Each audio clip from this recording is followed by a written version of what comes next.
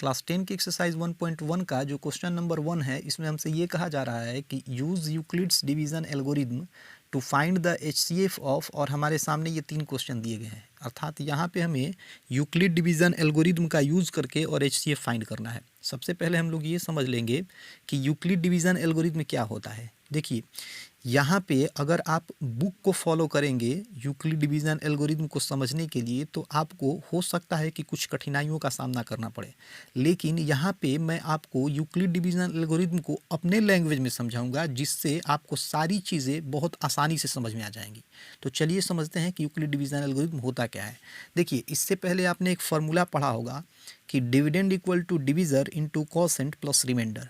Euclid महोदय ने कहा कि ये जो फार्मूला है, इस फार्मूले को हम लोग सिंबल के फॉर्म में लिखेंगे, और उन्होंने डिविडेंड के लिए ए सिंबल का यूज़ किया, डिविज़र के लिए उन्होंने बी सिंबल का यूज़ किया, कॉसेंट के लिए उन्होंने क्यू सिंबल का यूज़ किया, और फाइनली रिमाइंडर के लिए उन्होंने आर सिंबल का यूज़ किया।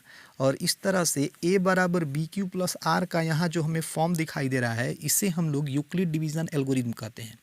अब इसके बाद यूक्लिड महोदय ने आर अर्थात रिमाइंडर और बी अर्थात डिविज़र के बीच में कुछ रिलेशनशिप दिया। उन्होंने कहा कि आर का जो वैल्यू है ये बड़ा और बराबर हो सकता है 0 के, लेकिन ये जो आर है ये हमेशा बी अर्थात डिविज़र से छोटा होगा। तो आपको ये चीज़ अच्छे से समझ में आ गया कि यूक्लिड डिवीज़न एल्गोरिदम क्या होता है। अब देखिए, ये जो रिलेशनशिप है आर और बी के बीच में, इसको बहुत बार एग्जाम में पूछा जाता है, तो आप इसे अच्छे से समझ लें कि आर और बी में क्या रिलेशनशिप होता है। तो अब हम लोग इसी यूक्लिड डिवीज़न एल्गोरिदम के आधार पे अपना ये जो तीनों क्वेश्चन है इसे हम लोग सॉल्व करेंगे। तो जो हमारा पहला क्वेश्चन है, इसमें हमें 135 और 225 का एचसीएफ ज्ञात करना है। तो आइए हम लोग पहला क्वेश्चन यहाँ लिख लेते हैं। यहाँ हमें 135 और 225 का एचसीएफ ज्ञात करना है। देखिए, सबसे पहला हमारा यहाँ स्टेप ये होगा कि हम ये देखेंगे कि इन दोनों नंबर्स में से बड़ा नंबर कौन है। तो यहाँ पे हम ये देख रहे हैं कि 225 बड़ा है, तो जो नंबर बड़ा होगा उसे हम लोग डिविडेंड मान लेंगे। तो 225 को हम लोग डिविडेंड मान लेंगे। अब देखिए, इन दोनों में 135 छोटा है, तो जो नंबर छोटा होगा उसे हम लोग डिवीज़र मानेंगे। तो हम लोग 135 को डिवीज़र मान लेंगे।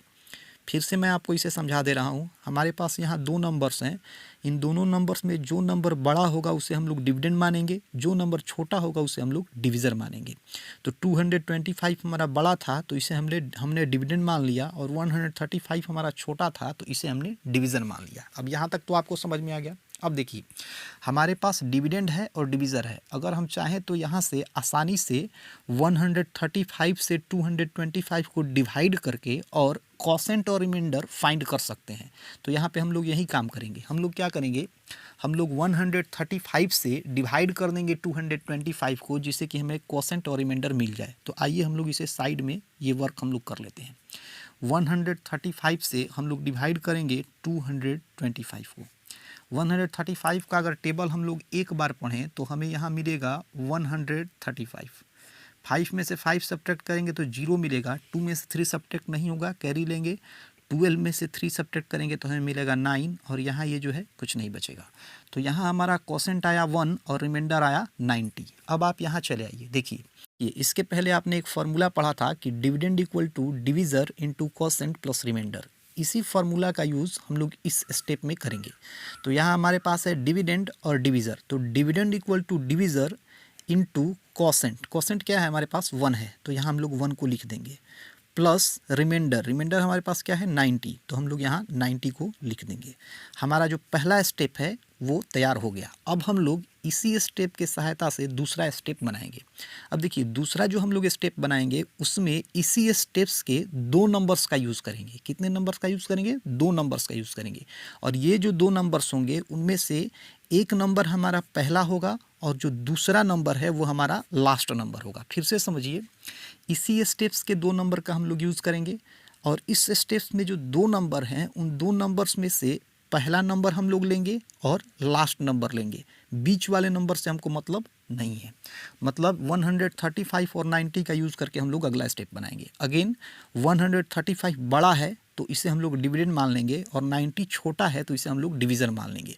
तो यहाँ हम लोग लिखेंगे 135 इक्वल्स टू 90।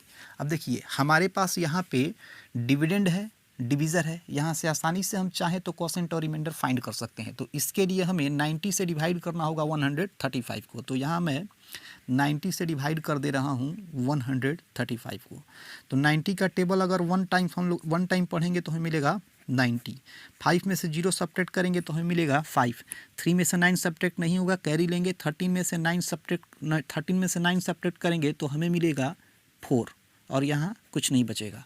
तो रिमाइंडर हो गया हमारा 45 और कोसेंट हो गया 1। अब आप यहाँ चले आइए, देखिए dividend equal to divisor into quotient. Quotient हमारा क्या है 1 है, तो 1 को हम लोग यहाँ लिख देंगे, प्लस रिमाइंडर हमारे पास क्या है 45, तो 45 को हम लोग यहाँ लिख देंगे। अगेन इसके बाद हम लोग अगला स्टेप तैयार करेंगे और अगले स्टेप में हम लोग इसी स्टेप के 2 नंबर्स का यूज़ करेंगे। और ये जो 2 नंबर्स होंगे वो कौन होंगे, पहला नंबर होगा और जो लास्ट में है वो नंबर होगा। मतलब हम लोग पहला नंबर का यूज़ करेंगे और लास्ट नंबर का यूज़ करेंगे, बीच वाले नंबर से हमको मतलब नहीं है। तो हम लोग अगले स्टेप में 90 और 45 का यूज़ करेंगे। अब फिर से 90 बड़ा है तो इसे हम लोग डिविडेंड मान लेंगे और 45 हमारा छोटा है तो इसे हम लोग डिवीज़र मान लेंगे। तो हमारे पास डिविडेंड है, डिवीज़र है, यहाँ से इजीली हम लोग कोसेंट और रिमाइंडर फाइंड कर सकते हैं। तो इसके लिए हमें 45 से डिवाइड करना होगा 90 को। तो आइए यहाँ मैं 45 से डिवाइड कर दे रहा हूँ 90 को। तो 45 का टेबल अगर 2 टाइम्स हम लोग पढ़े तो हमें मिल जाएगा 90 और ये जो है ख़त्म हो जाएगा। मतलब यहाँ हमारा रिमाइंडर आया 0 और कोसेंट आया 2। अब आप यहाँ चले आइए, देखिए dividend equal to divisor into quotient. Quotient क्या है हमारे पास 2 है, तो यहाँ हम लोग 2 लिख देंगे, प्लस रिमाइंडर हमारे पास क्या है 0 है, तो यहाँ हम लोग 0 लिख देंगे। अब यहाँ आपको ध्यान देना है, देखिए जिस स्टेप में आपका रिमाइंडर 0 आ जाए वहीं पे आपको रुक जाना है। तो इस स्टेप में हमारा रिमाइंडर 0 आ गया, अब हम लोग आगे नहीं बढ़ेंगे क्योंकि इसी स्टेप में हमारा आंसर छुपा हुआ है। अब इस स्टेप का जो हमारा पहला नंबर है, ध्यान रखिए, इस स्टेप का जो हमारा पहला नंबर है वही हमारा आंसर होगा। तो इस स्टेप का हमारा पहला नंबर है 45, तो इसका मतलब इसका जो आंसर हो जाएगा वो हो जाएगा 45। तो कहने का मतलब ये है कि 135 और 225 का जो HCF होगा वो होगा 45 और यही हमारा आंसर हो जाएगा। एग्ज़ाम में आपको हूबहू ऐसे ही बनाना।